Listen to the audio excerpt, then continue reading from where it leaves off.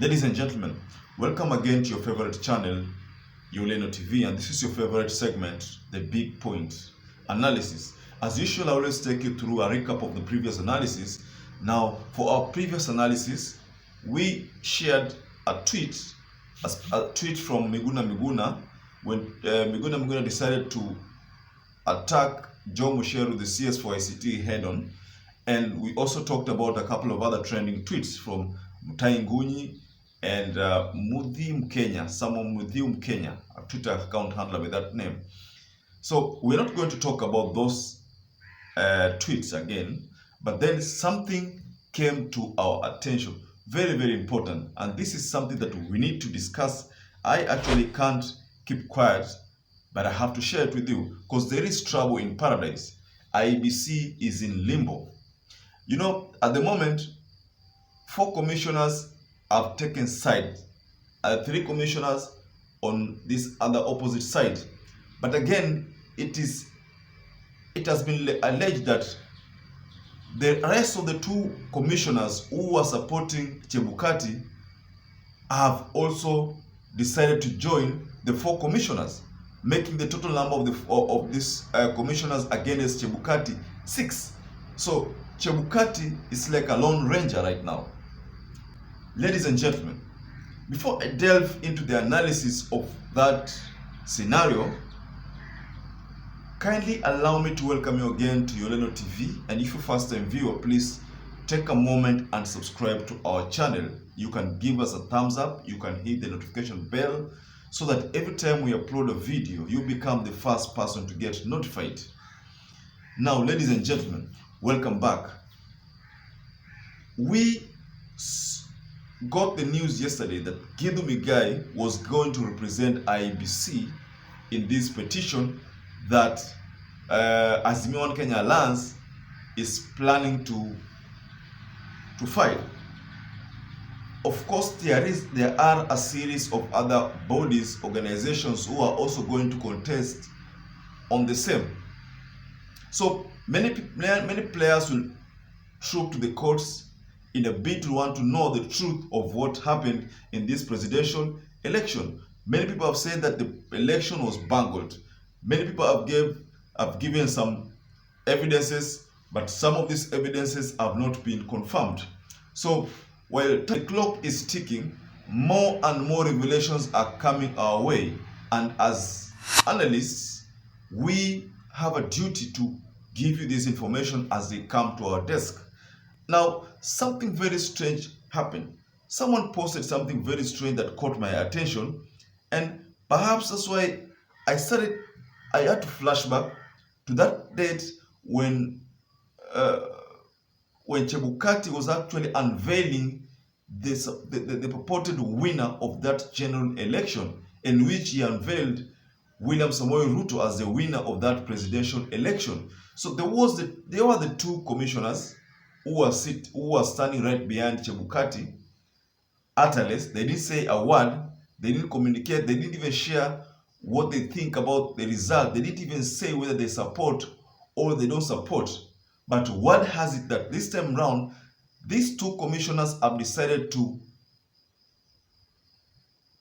not to side with Chubukati anymore.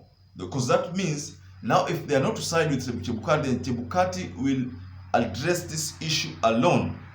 And if the tyranny of numbers is something to go by, then Chubukati is left alone. And Chubukati cannot be a commissioner cannot be the IEBC without commissioners. Chubukati needs the 6 commissioners to make the complete team. So according to the law, again, it's required that there has to be at least 3 commissioners for that announcement to be made. But again, what about the vote? What about the teamwork that is needed? There's a reason why the commissioner had to be put at an odd number, the odd number of 7. There's a reason why it is 7, so that when they are voting, just like the Supreme Court, when they are voting, at least they cannot vote 3-3. They can't tie.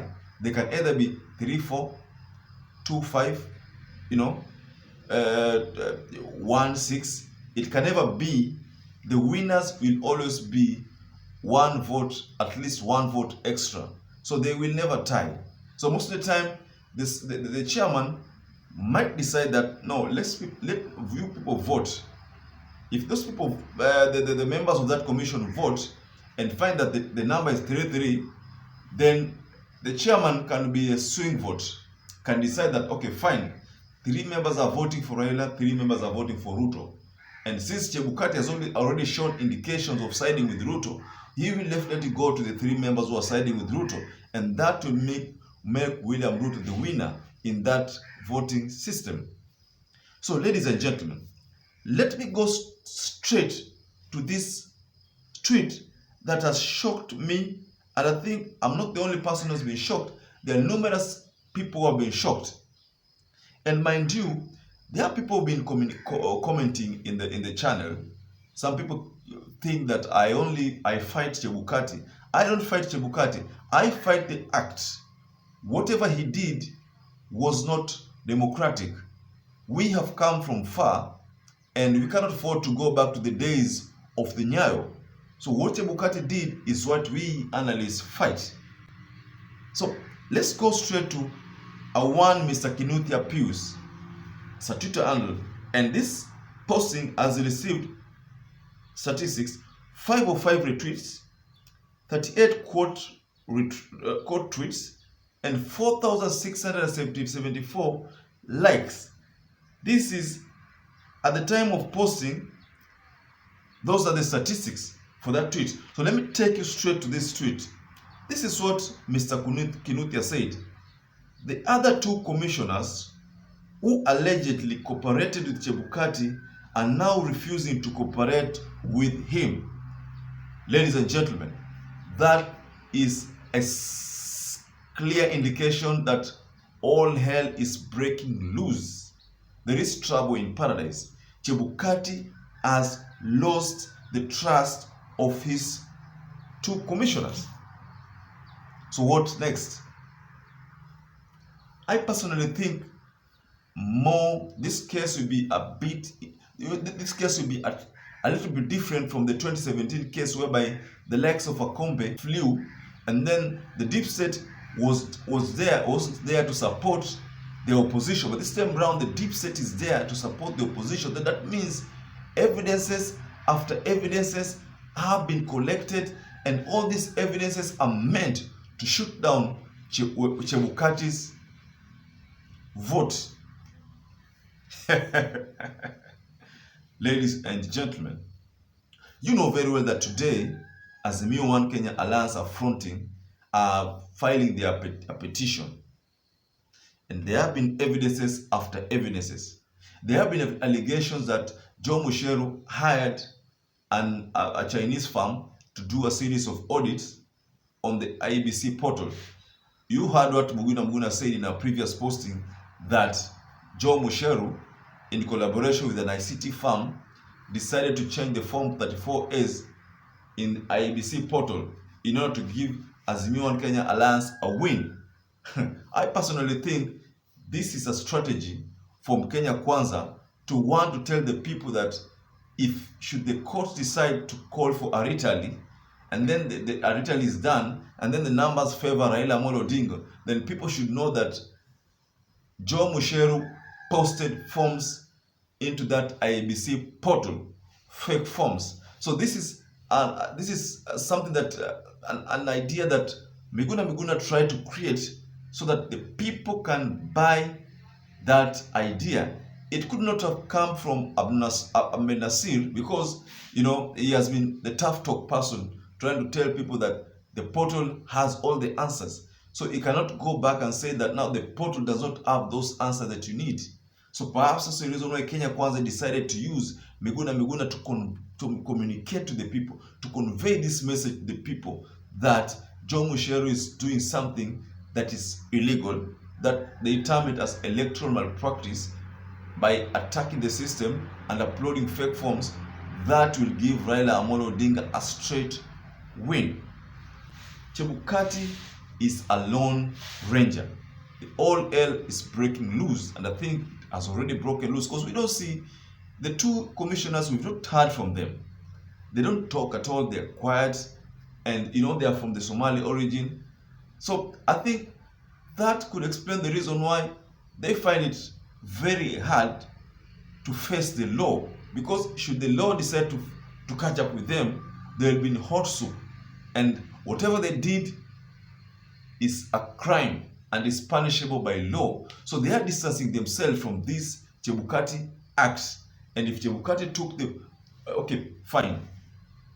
You know, most of the time these dealings, when you're paid heavily to do something and then you underpay your colleagues, they will definitely rebel against you. It could be a case whereby the 5 billion that people have been talking about, maybe Chubukati did not want to share with the colleagues. So now what are they doing? They are now rebelling against Chubukati because of that financial aspect. Ladies and gentlemen, I have some closing remarks before I wind up. Do you think that what Mr. Kinute is saying is true? And if it's true, do you think Chubukati will survive the onslaught? Because we've seen Haki Africa yesterday complained, they gave their verdict that the election was not free and fair. We've seen other electoral observer bodies give the same. So that means all these election observer bodies are crying foul over what Chubukati did. They're saying that the process was good, but the last stages, the process was not good. Some of them went further as far as saying that the elections were complete on Thursday, but Chubukati gave UDA and the Kenya Kwanza fraternity room for them to control the bombers of Kenya.